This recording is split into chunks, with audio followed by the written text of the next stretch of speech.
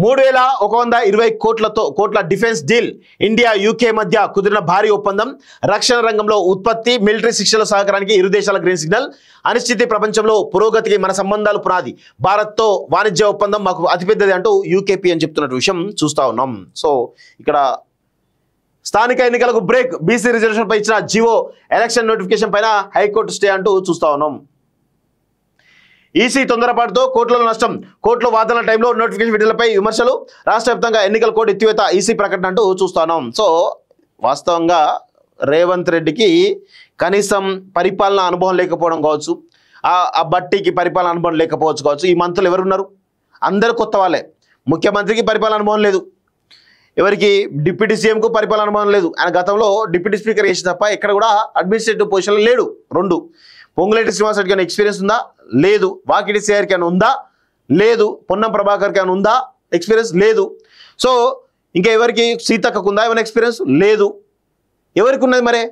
ఉత్తమ్ కుమార్ రెడ్డికి ఉన్నది అదేవిధంగా కోమటిరెడ్డి వెంకటరెడ్డికి ఉన్నది జూపల్లి కృష్ణారావుకు ఉన్నది కొండా సురేఖకు ఉన్నది వీళ్ళు నలుగురికి తప్ప మిగతా ఎవ్వరికి కూడా ఎక్స్పీరియన్స్ లేదు సో దీనివల్ల ఏమవుతుంది అందరు కొత్త వాళ్ళే ఏదో మేమేదో పీకుతాం పొడుస్తామని చెప్పేసి ఏదో మీసాలు తిప్పినటువంటి వాళ్ళే తప్ప వీళ్ళకు పరిపాలన అనుభవం లేదు ఎప్పుడు కానీ రాజకీయం వేరు పరిపాలన వేరు రాజకీయం పరిపాలన ఒకటి కావు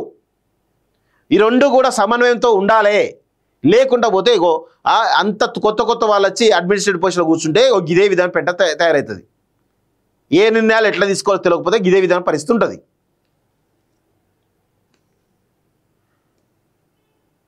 డ్రగ్స్ మర్డర్ సైబర్ నేరాలను అణచివేయాలి డ్రంక్ అండ్ డ్రైవ్ పై కఠినంగా ఉండాలి మహిళలు పిల్లలు బలహీన వర్గాల సమస్యలకు అధిక ప్రాధాన్యత పోలీసుల్లో అవినీతి దురుసు ప్రవర్తన సహించేది లేదు రాష్ట్ర డీజీపీ శివధర్ రెడ్డి అంటూ చూస్తాను అమెరికా విధానాలతో అస్థిర ఆర్థిక వ్యవస్థ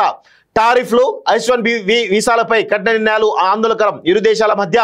ఆర్థిక వృద్ధికి దోహదపడే విధానాలు ఉండాలి శ్రీధర్ బాబు కూడా అడ్మినిస్ట్రేటివ్ ఎక్స్పీరియన్స్ ఉంది దానికి కూడా సో 5 ఉంది మొత్తం 5 తప్ప వేరే ఎవరికి లేదు సో 2034 నాటికి ట్రిలియన్ ఆర్థిక వ్యవస్థగా తెలంగాణ న్యూయార్క్ టోక్యో దక్షిణ కొరియాతో హైదరాబాద్ పోటీ మహానగరంలో గేమ్ చేంజర్ ప్రాజెక్టులు యుఎస్ ప్రజల బృందంతో ముఖ్యమంత్రి రేవంత్ రెడ్డి అంటూ చూస్తా ఉన్నాం రివర్స్ గేర్ స్థానిక ఎన్నికలపై స్టేతో జూబ్లీహిల్స్ బైపోల్ మీద లీడర్ల నజర్ వాస్తవంగా కొంత కాంగ్రెస్కు ప్రతికూల అంశం ఇది అనుకూల అంశం కాదు ఈ యొక్క హైకోర్టు జడ్జిమెంట్ ఏదైతే స్టే ఇచ్చిందో ఇది జూబ్లీహిల్స్ ఉప ఎన్నికపైన ప్రభావం పడేటువంటి అవకాశం అయితే చాలా స్పష్టంగా ఉన్నది ఎందుకంటే ఇక్కడ